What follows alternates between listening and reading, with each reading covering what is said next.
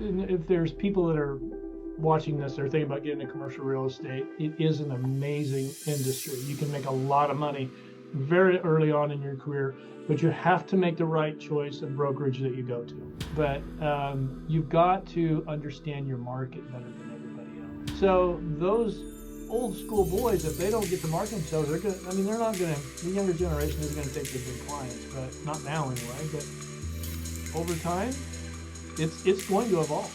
We were in negotiations, investing in real estate. They're winning, they're making money.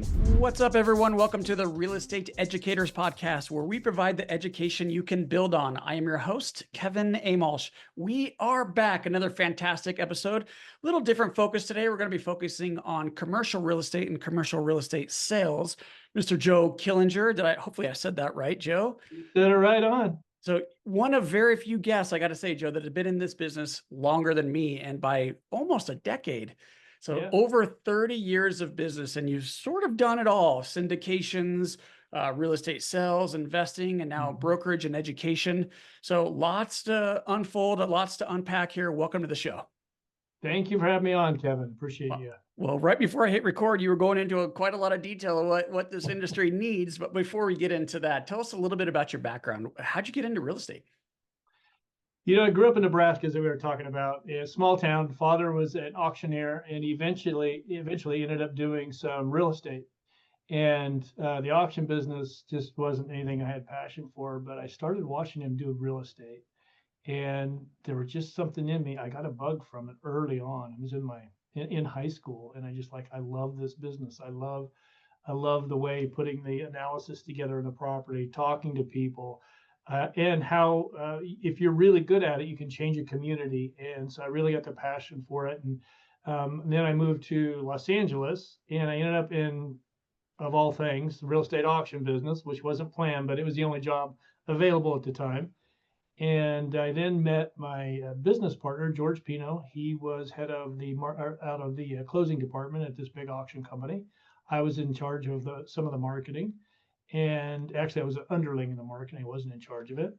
And we ended up both getting laid. Actually, he laid me off because I got moved into his department when the company started doing layoffs, and he laid me off. And then he made the mistake of calling me about a month later and say, "Hey, I just got laid off. Where are you?" And I told him that I'm at this company in Los Angeles, and we're starting a new auction company. If you want to come with me, we can split everything 50-50. And I've been making him laying me off for 20 some years now. So every day I make him hurt just a little bit. But that's great. Yeah, so we started an auction company. That ended up there was a sale involved with the head company and our corporate. And so we went to another company, and that ended up selling too. And so we're like, that's enough of this. Let's start our own. And we started Commercial Brokers International here in Los Angeles. And we've been around for 20 plus years now. And full service commercial real estate brokerage. We have Icon Capital Advisors, a commercial real estate mortgage company. And then we have a commercial real estate affiliate network that is a group of independent commercial real estate brokers around the US and selected other countries that we refer deals back and forth. And then I have joekillinger.co, where I use this as a platform to really help educate others in commercial real estate broker. Actually, it's not, I shouldn't say commercial real estate. I have a lot of residential agents that I work with too, because the sales run pretty similar, right? And I did residential for a while, just wasn't my thing. But that's what this platform does. And that's what we're going to talk about today is, education and how to build your business and all of that. Okay, so this is the perfect episode for someone that's in the commercial space, whether you're an investor like myself or you're more on the sales side like you, Joe. It sounds like you have investments also, but really it sounds like you're hyper-focused on building out the brokerage and the education piece of that. Yeah, we are. I mean, I do investing. We are just preparing to raise a small fund. We're going to buy some single tenant net lease deals, small deal, nothing exciting, but for us, the reason we're doing it is I want to build it to where our agents that are in our office here in Los Angeles can all invest alongside of us, because I think every real estate agent should own property. And, if you're new into the business, it's hard to get started. So we're trying to create that vehicle to allow them to do that. But But yes, you're right, Kevin. Most of our focus is the commercial real estate brokerage. And you told me, the unfortunate thing about this industry is that you work really hard, you go out there and you get your license, you pass all the tests, and then you get thrown into this business. And there's really no hand holding. It's not like you're going to go get a W-2 where there's like some onboarding process. There's Right. really none of that. You're kind of just thrown out in the deep end, really. And you're trying to change that. So tell me a little bit about what Yeah. you're doing. And if there's people that are watching this or thinking about getting into commercial real estate, it is an amazing industry. You can make a lot of money very early on in your career, but you have to make the right choice of brokerage that you go to. And what you really want to look out for is a brokerage firm that's going to offer you training and mentoring. And because as of right now, our turnover rate in our industry is super high. There's companies that I know that are in the 90s. Within 2 years, these agents are turning over and they just don't make it. And a lot of it is the lack of training that's done. So we have a really big push that we're trying to do to really make brokerage firms aware that, listen, if you give these new people the training, and which will give them the opportunity, they're going to make more money, you're going to make more money, so it's a win-win for everybody. So that's really what we're trying to do. And so for the listener, if they are an investor or an agent, tell me, how can we help them? Like, what would they be looking for in a brokerage Yeah. to work with them? Yeah, you really want to do your due diligence, because you don't want to just send your resume in and go with the first company. You want to call the brokerage up, have a conversation with them, and ask them, what does your training look like? What does your mentoring look like? And okay, that's great. This sounds good to me. Now, can you send me to somebody that's gone through this experience? So really do the due diligence. And this is something that I really push for, is really do your due diligence before you even go in for the interview. Don't waste everybody's time. Find a brokerage firm that is offering everything that you need. If you have a specific asset class you want to work in, which most people, honestly, when they're getting started, they don't really know where they're going to go. But you want to have that conversation and start asking them before you come in, what is your specialty? Does your company do just retail? Do you do industrial? Are you full service? Get to know everything about the company. I just had a guy on, Randall Kaplan, and it was about extreme preparation. And, it sounded like a lot. I was really hesitant to do the interview. Then I'm sitting there interviewing the guy, and I'm sitting there going, he's really onto something here. You put so much time and effort into going to school, getting your education. That first job comes along, and he goes, you send in your resume, and you go interview with them, and they go, okay, you're hired. What do you really know about the company? Do extreme preparation. Go look into that company, know everything about them, and really understand, the path that this company's on. What kind of turnover does this brokerage firm have? Look at reviews, really do your due diligence on every firm you interview with, and be prepared when you walk in with really great questions. So during your training program, it sounds pretty intense, by the way. Maybe you could share a little bit about that, but tell me, like, what's one of the things that newer brokers struggle with? Something we all struggle with, getting business. It's really hard. And I think this is where, if you're young and you're watching this, and I've got right now this young guy Griffin's in our office, and he is a junior in high school, and he's coming out just to hang in our office with some of our newer agents because he wants to listen to them on the phones right now and really figure out, where do I want to go? And so I was just having a conversation with him and his father, and I said, I think this is brilliant that you got somebody so young, really looking so far into their future, that they're here. I said, because it's so important for you when you're in high school to get involved with organizations. Make sure you want to kind of start with your CRM right now, your contact management system. Get those people in there, get their emails. It's going to change. We know that. But then they're going through college. Make sure you're getting on your alumni. Make sure you're involved with your alumni. Get all that contact information, because those people that right now, not so far from now, are going to be decision makers in a company, and you want them to remember you. So you really want to start contacting them now, staying in front of them as best you can, not with crazy stuff, but stuff that it could, just being in front of them, and or reaching out to them saying hi. Don't let them forget who you are. but building that and getting started in business and, the cold calling, I don't know if you, Kevin, when you started, if you had to do the Oh cold yeah. calling, but definitely wasn't my favorite thing to do. But I see that as it's difficult. There's a lot of rejection, and that's always a problem for everybody. So we always try and give our agents the opportunity, like, maybe take a break today when they get beaten up. But I can tell you this, it takes one deal that comes in and they start making money, and those phone calls aren't that hard. So it's just getting through the hard time in the beginning. Yeah, that's interesting. I did a ton of phone calls, and in fact, I would actually go knock on doors also. So Oh these yeah, are you these were are really all face to face, huh? yeah, these are all cold outreach, right? But this is Yep. here's why I did it, Joe. I had a why that was so clear and so big that Yep. I knew I had to do these extreme steps to get to that why.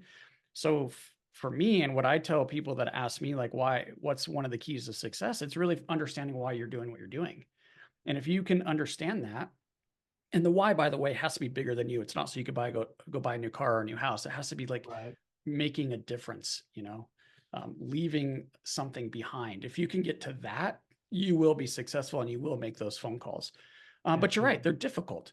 So what's a strategy for a broker to make those phone calls? I mean, I'm assuming there's some type of script, like where do we get these lists? Like, what are we doing here? It's tough. It's finding the script that fits your personality. It has to start, and here's the thing that nobody taught me early on is just, it was get on the phone, get on the phone, get on the phone. And actually my first job, the guy brought the phone book in, and I was right out of high school. I've I just seen got my this. license. I was 18 years old. He goes, "Do you think you're a good person?" I said, "Yeah." And he goes, "Then you owe it to these people to be the best real estate agent you can be. No training, just get on the phones." I'm like, okay, that didn't go so well. But and I started listening to people, and again, this was in Lincoln, Nebraska. Woods Brothers Realty. It was what a phenomenal company. They eventually started letting me just tag along with people. There wasn't any training back then. This was in the 80s.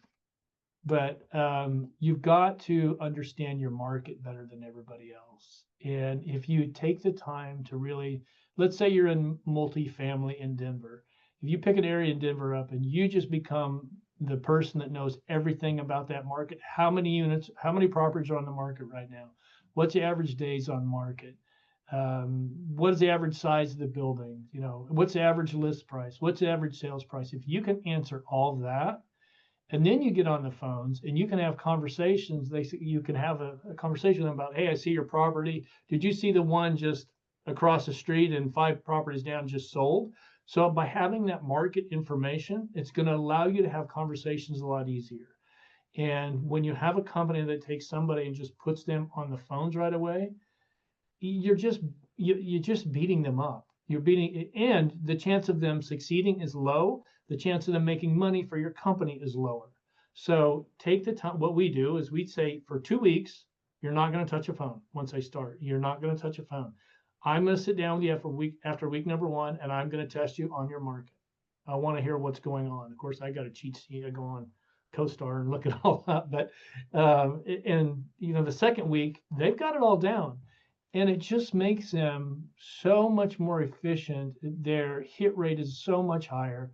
I've got a guy that started in September of last year. He's done 3 deals already.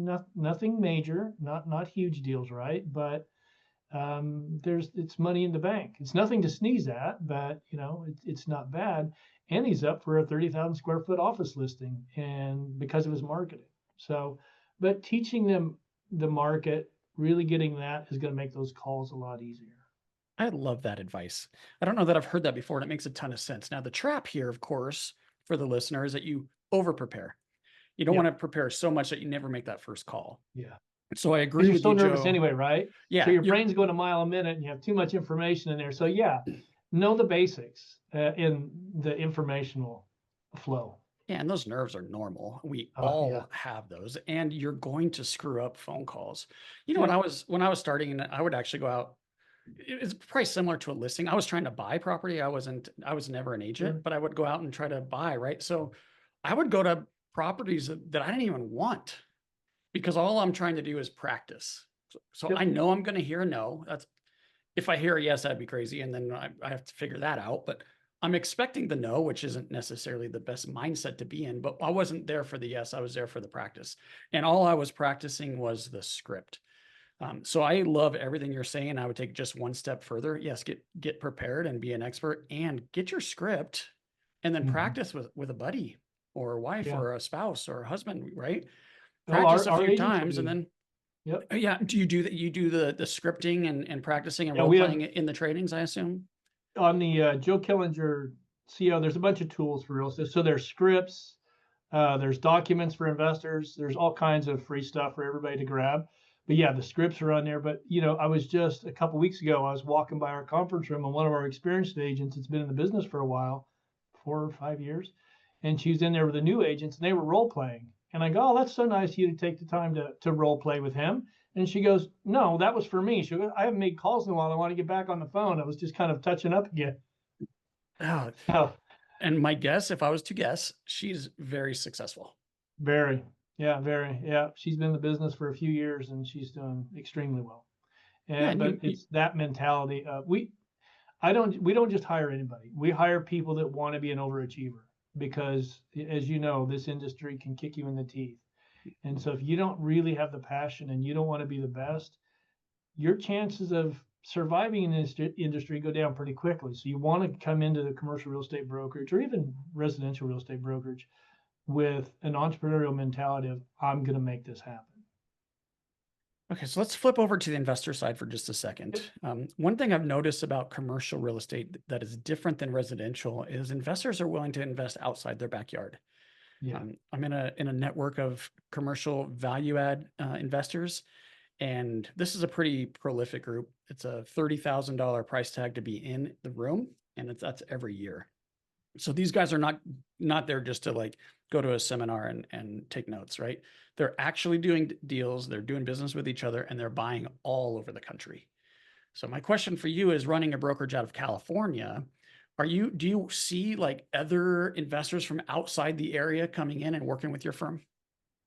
Yes. Yeah, we have brokerages that are investors that we're looking around the country. So my business partner, George, he's the CEO of the company. He's done deals in 39 states. And he's got just a boatload of investors look at single tenant lease deals right now. So yeah, they'll call. I mean, but we also invest. We're invested in Texas. We have some here in California, not as much as we used to, but really focused on single tenant lease deals in the South and Texas. So our listeners, primarily Colorado and Minnesota. We do have listeners from all over the country, but it's really concentrated in those two areas. Is there anything you can do to help us make money? I can connect you with great brokers in your area. That I know. We've got some great brokers in our affiliate network, but with helping you guys make money. When I say us, I mean our listener. Yeah. Like the listener. Yeah. It's understanding the market. If you're going to invest in other states, right? This is something so we've had a good number of people from California not investing so much in California. They want to be out of state. Yeah. And fortunately, we've done a good amount of it. We've invested ourselves out of state. So we know that you have to remember that commercial real estate, or actually real estate in general, is a local business. If you take this, so I'm sitting in a high rise in Brentwood, California right now.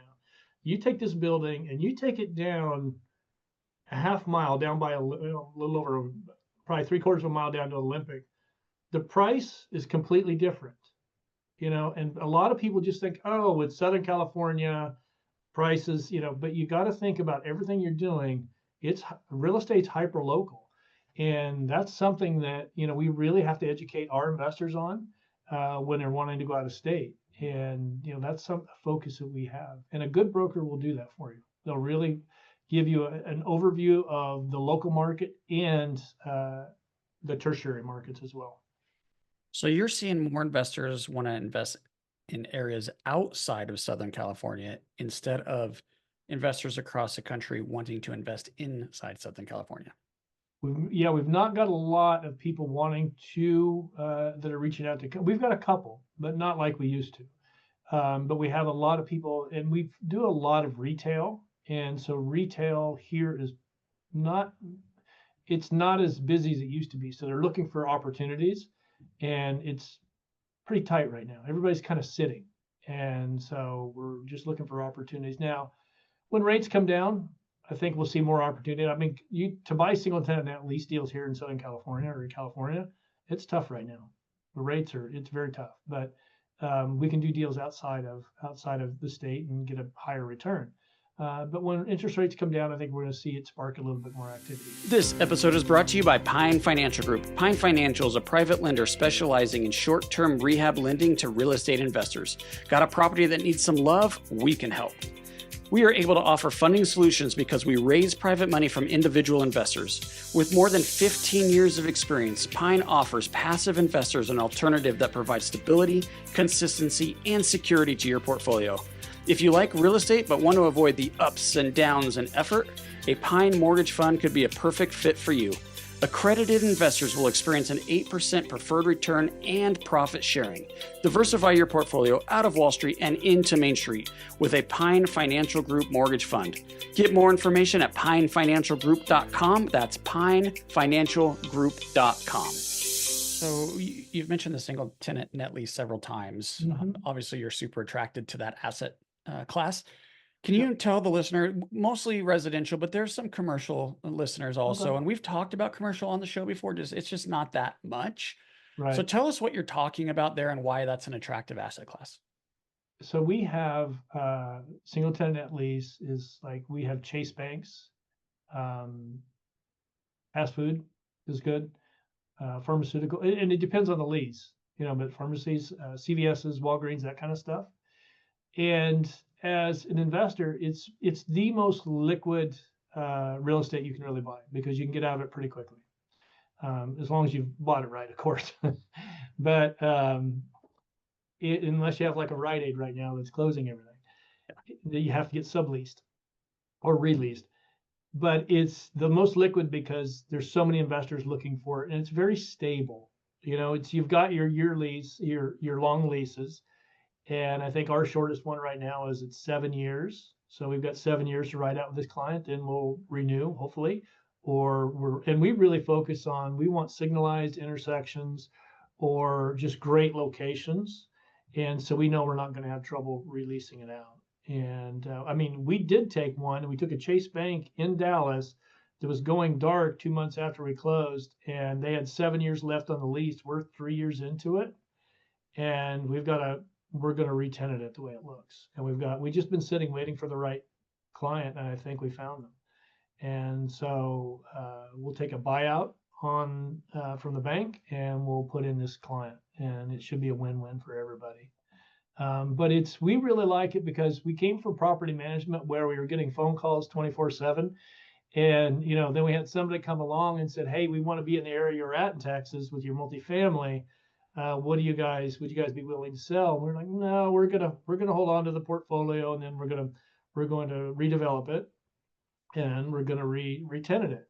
And he says, well, what would it take to get you out? We told them, and they go, okay. And so we're like, really? All right then. So we sold our own multifamily and then went into single tenant net lease because we knew that as well. And it's pretty nice. We don't get any phone calls. The tenant pays for everything. And so, they're paying for the insurance, the upkeep, everything.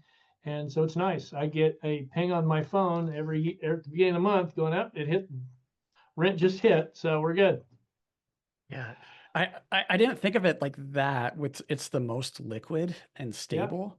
You hear the pushback on that as well. Your tenant is, you only have one tenant, so you're either 100% on or 100% off. So there's some exposure there.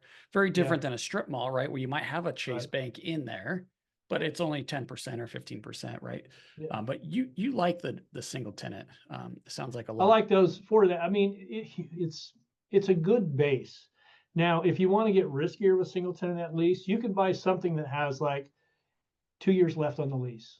And then you close it, and then you start working with a tenant, saying, hey, you're coming out of lease. Let's go ahead and have you remodel the property right now. Let's renew the lease. Let's go back up to a 10-year lease or 7-year lease and redo it at a higher rate with a remodeled property.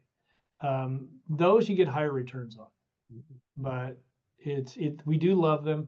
But if you really want to get, there's just, as far as the risk goes, it's a lot less risk than what we were doing when we were redeveloping the multifamily. Oh yeah, I can see that. Yeah. One of my mentors, his name is Scott, and this is his favorite asset class also. Yeah. So I know that there's something here. I just get a little nervous. Like you said, Rite Aid, that's a good example, but there's others out there that are like, I don't know, like Dollar Tree, right? That's another one that will do a single tenant on a building, and you just don't know if they're going to be in business tomorrow. So how do You've got to do your due diligence ahead of time. We would never, I mean, if you like the Dollar Trees or there's one in central Nebraska. And I'm like, if they go dark, what else are you going to put there? That's the thing you got to think about is what if, you got to think about who else can I replace this with? So we only do just big companies, franchise guarantee. You can get a franchise guarantee, or you can get the franchisee to guarantee it. Now, if you're getting a franchisee to guarantee it, you want to make sure they have multiple locations. They're pretty strong, but you want to look at all their financials before you go signing on the dotted line. And it's great. Actually, Kevin, a good interview would be George Pino, our CEO. He could come on and just walk you through everything with single tenant lease. That's all he does all day, every day. like a diligence process, like maybe walk us through what he looks Yeah. at when he's looking at a deal. Yeah. He analyzes multiple properties every day. Yeah, that's So, awesome. yeah. So he's more in the trenches, and you're more, sounds like more on the training side of the Operation firm. side, yeah. More the Yeah, so we operations. have our brokerage, and I do a lot of the marketing. We're big into marketing. So we have our brokerage, we have the commercial real estate mortgage company, and then we have the affiliate network. So yeah, operation side and then the marketing, because we really work with our agents on marketing themselves. Because if you think about it, how many commercial real estate agents have you seen in your marketplace that market themselves? Not too many. Not great. And I got to tell you this, from the investor's lens, commercial brokers put themselves on this freaking pedestal, and it's Yeah. hard to like communicate with them at times. Yeah. They're very arrogant.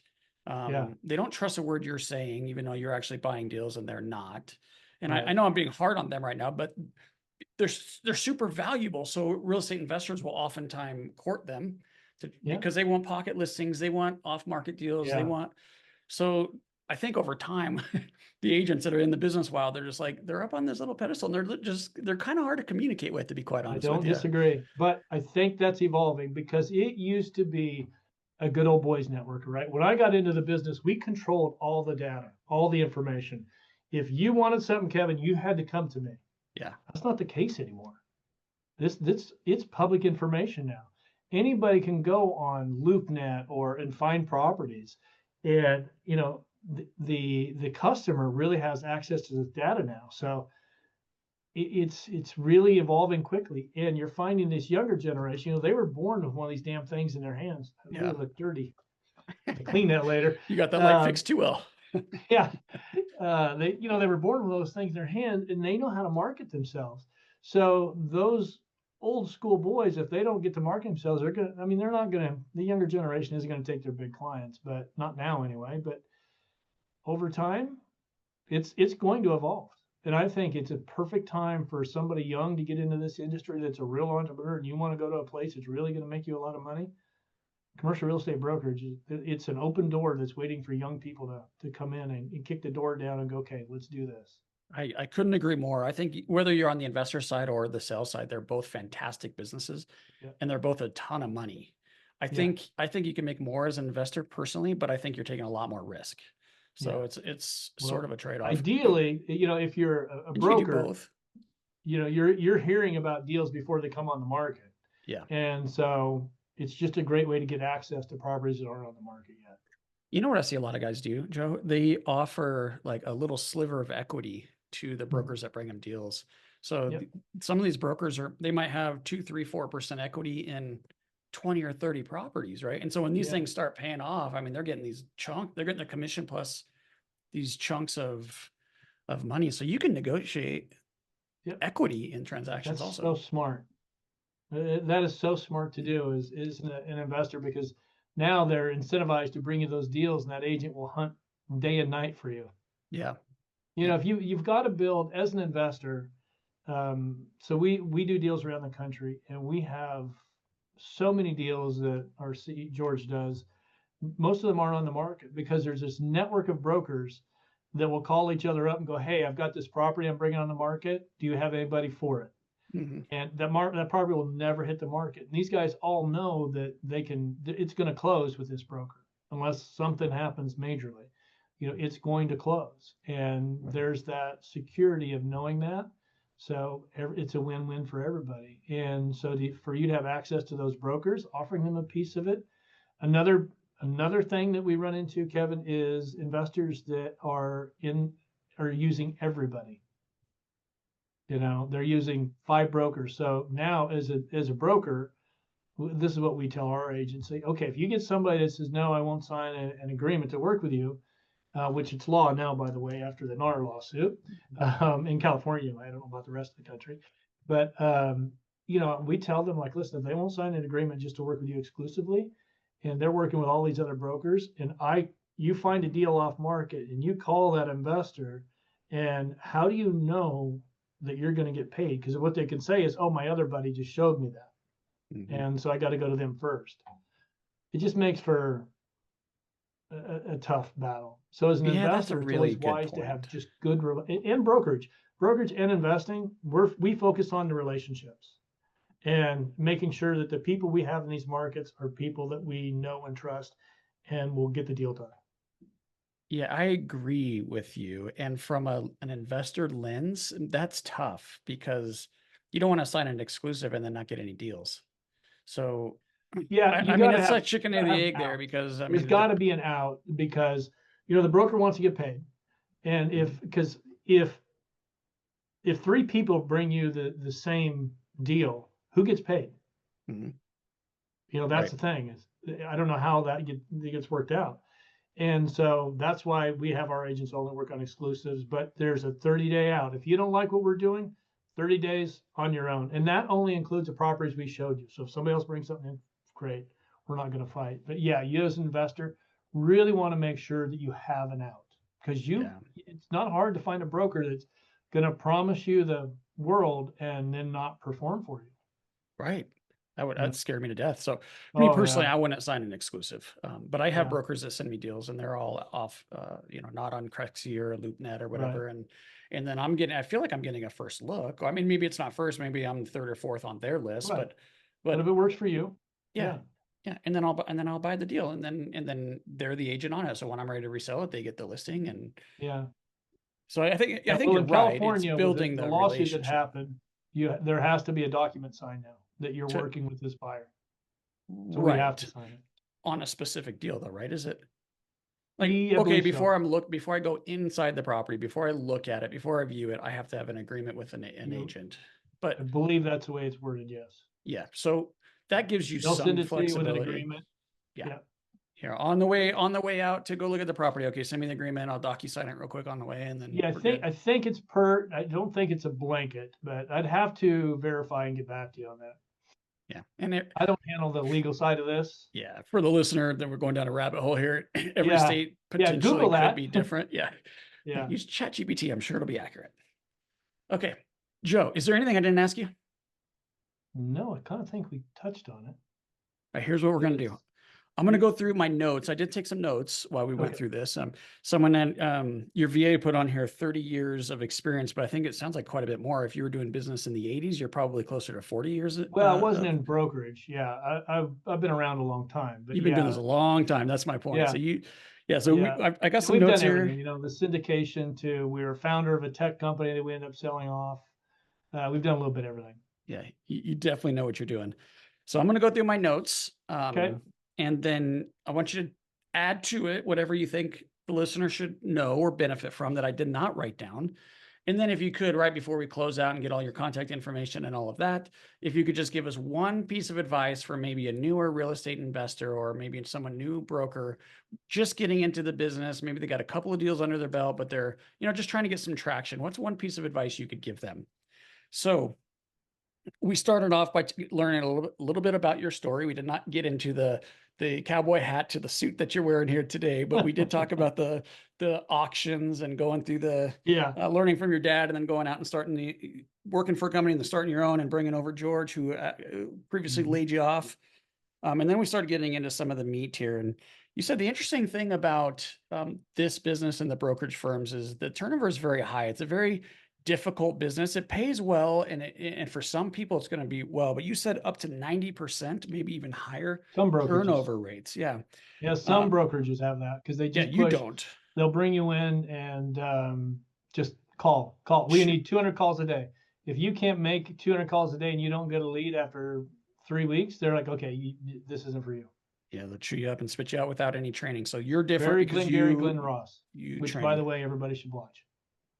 And then we talked about, well, how do we stay safe and how do we make sure that we're not that 90% and the 10%? You said just do your DD, your due diligence on the brokerage firm. Like, what's their training like? What's their mentoring? What's the hand holding look like? Just go into this being extreme preparation is the term you use. So be prepared when you go into that interview and make sure it's a firm you even want to work with. Too many people come out of college and go interview, get a job, and they just take it. They don't even know what they're getting into. Start with your CRM, and what you meant by that was with your network, right? Yep. Build your network. Who's going to be able to do potential deals with you in the future, and start now. No matter what age you are, you got to get started building that CRM. Customer, what is it? What is CRM? Customer retention management or something like that. Yeah, I always forget what it actually means, but CRM is your CRM, Rolodex. Yeah, that's like right. Guys like you and me that have been doing it a while, we call it the Rolodex, right? Yeah, we'd say Rolodex. Become an expert before you start making the calls. That's going to do a couple of things. First of all, it's going to make you, it's going to give you confidence. That's the most important thing. So you actually know what you're talking about, but it's going to help you build your script so you could actually get in with whoever's on the other end of the phone and make an impression so you can have a conversation. Without the conversation, you're not going to ever get a deal. So you got to figure out how do you actually get them to respond to you. And so you could start asking those questions. And so you said, become the expert first. Single tenant net leases is your favorite asset type. And I challenged you a little bit on that. And you said it's because it's very stable and it's the most liquid.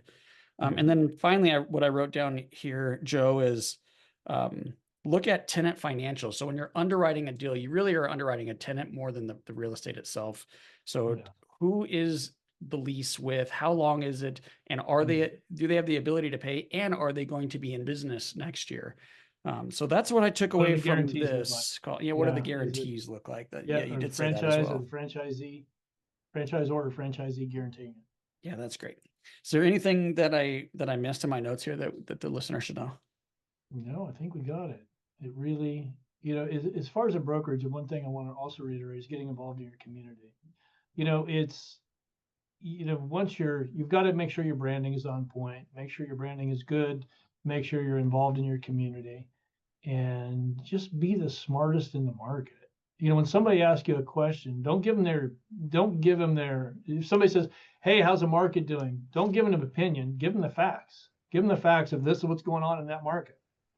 That makes a big difference. People can tell, so if you say, yeah, there's 20 properties on the market right now, average price per square foot's $1.50, whatever the price is. If you can answer with facts, that's the best thing you can do. Joe, you just said something that is an absolute golden nugget. I really, really appreciate you saying that. And I love this. So for the listener, if you're out there at the networking meetings, we all go to them, right? We're trying to meet people. We're trying to build our network.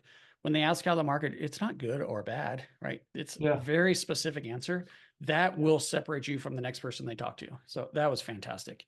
Yeah. You don't it's easy to just come to an opinion. The people that are going to make money in this industry know the details. Yeah, I really love that, because we're always trying to figure out how do we separate ourselves from the competition, right? There's a lot of brokers in that room. How are you different? Right? Start by returning calls. That's the biggest thing. And you've probably seen this is, you see a client and, they come from another brokerage. You go, what was the problem? First of all, they didn't return calls. Second, the communication was poor, but it kills me that in our industry that we spend all this time and money to get leads to come in, and then we don't call them back for an hour, 2 hours. And those numbers drop off very quickly. So you want to make sure you're getting on people right away and returning calls. Yeah, we agree with that. I had a slogan at one point, and I returned phone calls. That was on my business card. It's, we joke about it, but it's so right. It's so many people in our industry, they either don't return a phone call or it's late. Yeah, You I know, agreed. But be the if it's not first. the same day or the same within the same business day, so if it's after 5, I think you can get away maybe Yeah. the next day. Or have something on your phone say, listen, But I'm out it doing can't showings go. right now. I'm with the client right now. They'll respect that because Yeah. if you're out with a client, you don't want to take a call with another client, right? Or excuse yourself and give them a quick text, say, hey, I'm out with a client right now. I'll get with you, and give them a specific time. Be very specific. And, because, and you can say to them, listen, sorry I didn't pick up, but, when I'm with you, I'm not going to take another client's call because I want to respect our time together. And then it shows that you're in demand, which Empathy. Here's the thing is always put yourself in the other person's shoes and what are they thinking? Where are they coming from? Always be thinking about that. Is what's their mindset right now? And that's for the investor. That other broker, what's their mindset right now? And it's really going to help you, especially, I told a young agent that was very frustrated. I started asking them, I said, what do you think the other brokers think? She goes, well, I don't know. I said, well, maybe that their investor is just coming at them hardcore. Maybe they need some more facts that you can supply them. Have a conversation with them and see where they're coming from. And a couple of days later, he came in and goes, yeah, they didn't really understand the market very well. It was an out area broker, and they were not having, and they were kind of late. The broker was a little bit lazy, not really doing enough homework on the market. So our agent supplied it to him. Deal done. Nice. Just remove the frustration. Yeah, good advice. Sounds like you know what you're doing. All right, Joe, how do we get a hold of you? Obviously, there's a couple things that, we've got. So we did put a couple deals together, and I see they just posted up on the website. Obviously, you can see joekillinger.co behind me. You can always go on the website. There's tons of tools. There's books to read. A lot of tools for you guys. Also, I wrote a booklet, Your First 90 Days in Commercial Real Estate. It's a download. You can take it. And just this morning, we posted from, when I was going from an agent to owning my own firm, we made a lot of mistakes. And a lot of it is, we got shut down because our brokerage, the company sold, and they go, we're closing you down. And we go, okay, how long do we have? They go, end of the month, which is about 23 days. So we had to go kind of fast. So we didn't really know how to do it, but we made a lot of mistakes. And I thought, that'd be interesting for somebody that wants to go that's an agent to owning their own firm. We just posted it this morning. It's how to transition from from agent to broker owner. And so that's all free for people to download on the website as well. And then there's just Joe at joekillinger.co. If you ever have any questions, happy to help. That sounds great. Sounds like a lot of great resources. I love the 90-day plan. When I very first got started, I did exactly that. I had a 90-day plan and I just followed each step every single day. This is exactly what I was supposed to do. And it really, really launched my career. So I think that's fantastic. Why you're here. I mean, it's everybody, if you're a broker or investor, there needs to be a plan. There needs to be a goal, and you need to be looking at it regularly and put it in your calendar to take a look at it. And you did it on a regular basis. Cool. I know you're super busy and you chose to spend 45 or so minutes with me. I so appreciate the value that you brought to myself and to our viewers. So thank you so much, Joe, for that. For the listener, you have other podcasts you could be listening to, and you chose the Real Estate Educators podcast. And for that, I am extremely grateful. If you got the value that I did from Joe, please help us out. 5-star review, share this with a friend, and I hope you make this day a great one. Hey guys, I hope you enjoyed this episode as much as I did. If you did, please be sure to follow and leave us a review. Oh yeah, and tell a friend.